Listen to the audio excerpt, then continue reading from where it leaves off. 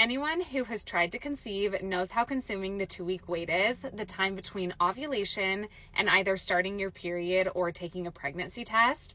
I'm about to ovulate and I'm trying to be really intentional to keep my cortisol levels low, to create an amazing environment for an embryo to implant this next month. So I've planned a lot in my 2-week wait to try and distract myself just so time passes a little bit faster. It is nice because it's December, so I have a lot of things coming up with the holidays. And I've really noticed that it's the last week in that 2-week wait that is really, really difficult because it's leading up to a pregnancy test. And it's so difficult not to test early, which I am a chronic tester and I'm trying to get better about that. But this month I decided I'm not going to be taking my basal body temperature.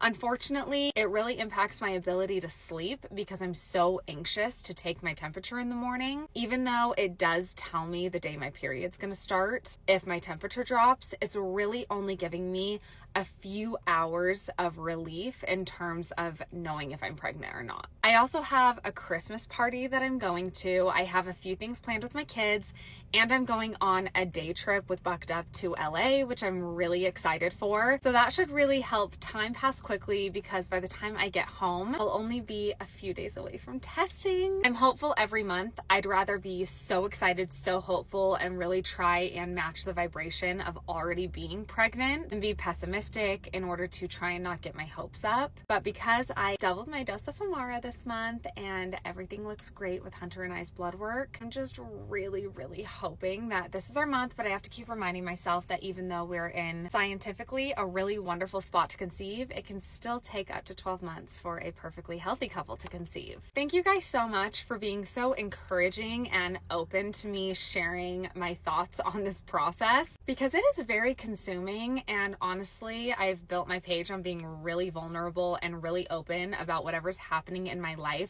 right at that moment. And so it would be just so inauthentic for me to get on here and really talk about much else. So thank you for sticking around, and hopefully in a few weeks we will have amazing news.